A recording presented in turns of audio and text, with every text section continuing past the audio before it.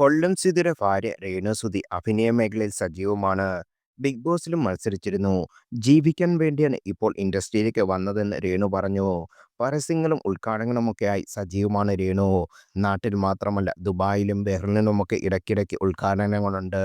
ചില ബ്രാൻഡുകളുടെ brand ambassador സ്ഥാനം രേണു ഏറ്റെടുത്തിട്ടുണ്ട്.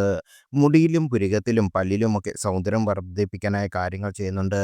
എപ്പോഴും നന്നായി ഇരിക്കണമല്ലോ, അതുകൊണ്ട് പാർലറിലേക്ക് കൃത്യമായി പോകാറുണ്ട്. മക്കളുടെ പേരിൽ വീട് ലഭിച്ചതും വീട്ടിന്റെ ചോർച്ചയുണ്ടായതുമെല്ലാം സോഷ്യൽ മീഡിയയിൽ വൻ വിവാദമായിരുന്നു. മോൻ കിടക്കുന്ന റൂമിലായിരുന്നു വെള്ളം വീണത്. ജോലിയുടെ ഭാഗമായി പുറത്തൊക്കെ പോകുന്നതിനാൽ തന്റെ മാതാപിതാക്കളാണ് മോനെ നോക്കുന്നത്. അവരും അവിടെയാണ് താമസിക്കുന്നത്. കിച്ചു കൊല്ലത്തെ വീട്ടിൽ സുധിച്ചേട്ടന്റെ വീട്ടിൽ നിന്നാണ് പഠിക്കുന്നത്. അവധി ഉള്ളപ്പോൾ ഇങ്ങോട്ടാണ് വരാറ്. റിതപ്പിന് 18 വയസ്സാവാതെ വീട് ക്രയവിക്രയം ചെയ്യാനാവുന്നില്ല. അതുകൊണ്ട് മക്കൾക്ക് അവിടെ താമസിക്കാം.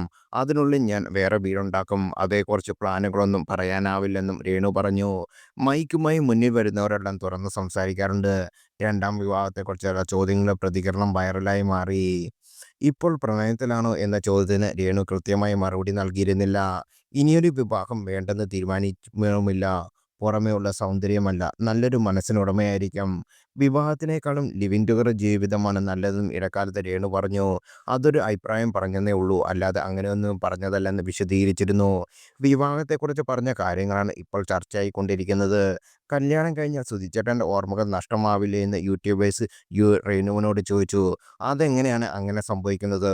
സുധിച്ചേട്ടൻ്റെ ഓർമ്മ നഷ്ടമാവാതെ ഒരാളെ കല്യാണം കഴിച്ചാൽ പോരെ? സുധിച്ചേട്ടനെ ഇഷ്ടപ്പെടുന്ന അംഗീകരിക്കുന്ന ഒരാൾ, അത് ഞാൻ എന്ന് പറഞ്ഞ കാര്യമാണ്.